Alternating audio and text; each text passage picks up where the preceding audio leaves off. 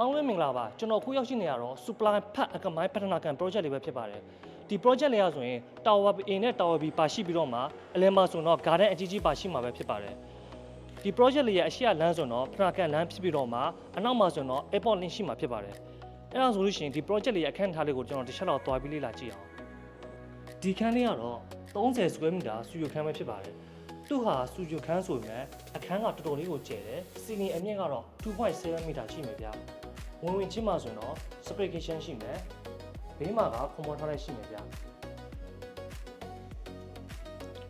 ဆက်ပြီးတော့သွားလိုက်ပြီဆိုရင်တော့ living area နဲ့ bedroom နဲ့ကတစ်ဆက်တည်းဖြစ်မယ်သူ့ရဲ့ကဲရမှာပဲ balcony ရှိမယ်ဗျာနောက်ထပ်ပြမယ်အခန်းထဲကဆိုရင်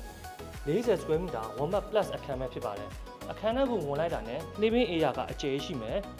ကျွန်တော်ရဲ့ညာဘက်ချမ်းမှာဆိုရင် spray kitchen ရှိမယ်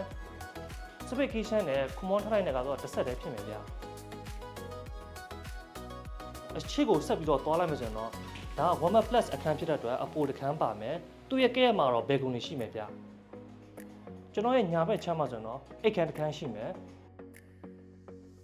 ကျွန်တော်နောက်ဆုံးပြမြတ်ခန်းလေးကတော့56 square meter 2 bedroom ခန်းပဲဖြစ်ပါတယ်အခန်းထဲကိုဝင်လိုက်တာနဲ့ kitchen ရှိမယ်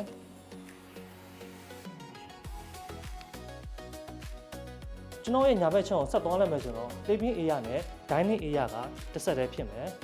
သူ့ရဲ့ကဲရမှာတော့ balcony ရှိမယ်ဗျာဒီဟာလေးကတော့ဒါ store ခန်းတစ်ခန်းဖြစ်ပါတယ်သူ့ရဲ့ကဲရမှာတော့ဒါခွန်ဝါထွားလိုက်ဖြစ်တယ်ပေါ့နော်ကျွန်တော်ရဲ့ညာဘက်ချမ်းကိုဆက်သွားလိုက်မယ်ဆိုတော့အိတ်ခန်းတစ်ခန်းရှိမယ်ဗျာဒီဟာလေးကတော့ balcony ပါတဲ့ပထမအိတ်ခန်းလေးပဲဖြစ်ပါတယ်ဒီခန်းလေးကတော့ဒုတိယမြောက်အိတ်ခန်းဖြစ်ပါတယ်အားလုံးကိုကျေးဇူးတင်ပါတယ်